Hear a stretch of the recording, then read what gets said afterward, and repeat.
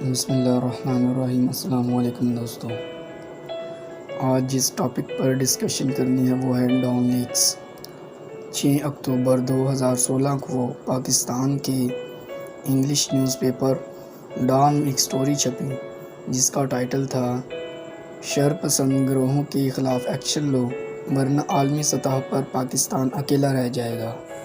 مزید ڈسکس کرنے سے پہلے اردو پینل کو سبسکرائب کریں اور بیل آئیکن پر ضرور کلک کریں۔ بیسیکلی اس کا پس منظر یہ ہے کہ 3 اکتوبر 2016 کو اسلام آباد میں نیشنل سیکیورٹی کمیٹی کا ایک اہم اجلاس ہوتا ہے جس کی صدارت اس وقت کے وزیر اعظم نواز شریف کر رہے تھے، اور اس میٹنگ میں سیکرٹری خارجہ اعجاز چودھری اور DGISI لیفٹیننٹ جنرل رضوان اختر بھی موجود تھے۔ اس میٹنگ میں معاون خصوصی وزیر اعظم اور کابینہ کے کچھ لوگ بھی موجود تھے۔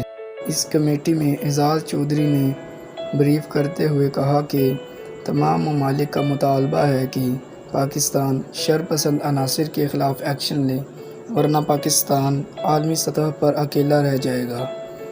تو اسی وقت DGISI لیفٹیننٹ جنرل رضوان اختر نے پوچھا کہ پاکستان کس قسم کا ایکشن لے، تو سیکرٹری خارجہ نے جواب دیا کہ ان گروہوں کے خلاف ایکشن لے جو کالا دم قرار ہیں۔ ذرائع کے مطابق یہ مطالبہ امریکہ کی طرف سے کیا گیا، جس میں کہا گیا کہ پاکستان کی ریاست حقانی نیٹ ورک، جیش محمد، لشکر طیبہ، مسعود اظہر اور حافظ سعید کے خلاف ایکشن لے جو کہ امریکہ کے راستے میں رکاوٹ ہیں۔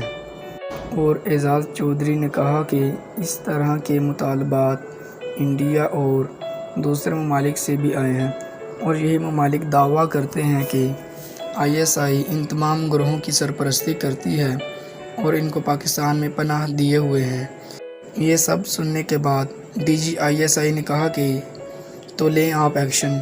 یہ سن کر اس وقت کے وزیر اعظم چھوٹے بھائی شہباز شریف، جو اس وقت کے وزیر اعلیٰ پنجاب تھے، نے DGISI کی بات پر رد عمل دیتے ہوئے کہا کہ جب ہم سول انتظامیہ کی مدد سے ایکشن لیتے ہیں تو آپ مداخلت کر کے ان کو رہا کروا لیتے ہیں۔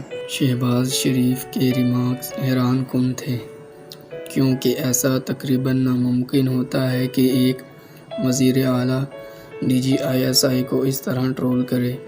اور اسی طرح نواز شریف نے بیچ بچاؤ کیا اور میٹنگ ختم کی، تو پھر اس میٹنگ کے ریمارک کو خفیہ رکھنا اور بھی اہم ہو گیا۔ 6 اکتوبر 2016 کو ڈان پر سائرل المیڈا، جو کہ پاکستانی صحافی ہیں، نے یہ خبر چھاپی جس کا ٹائٹل تھا کہ مسلح گروہوں کے خلاف کارروائی کرو ورنہ پاکستان عالمی سطح پر اکیلا رہ جائے گا۔ جب یہ خبر پبلک ہوئی تو اس وقت کے وزیر اعظم نواز شریف نے اعلامیہ جاری کیا جس میں کہا گیا کہ یہ خبر جھوٹی ہے، لیکن جب تحقیقات کا دائرہ کار بڑھا تو اس وقت کے معاون خصوصی طارق فاطمی اور وزیر اطلاعات پرویز رشید اور بہت سے لوگوں کو عہدے سے ہٹا دیا گیا۔ اس ساری سٹوری کا نچوڑ یہ تھا کہ سول حکومت سے فوج کنٹرول نہیں ہوتی، اس کو بین الاقوامی دباؤ سے کنٹرول کیا جائے، اور یہ سب کچھ پری پلانڈ تھا جو کہ نواز شریف نے ترتیب دیا اور خود ہی اسی کی بھینٹ چڑھ گئے اور اپنا سیاسی مستقبل کھو بیٹھے۔ ویڈیو کو لائک کریں، شیئر کریں اور کمنٹ سیکشن میں اپنی رائے کا اظہار ضرور کیجیے۔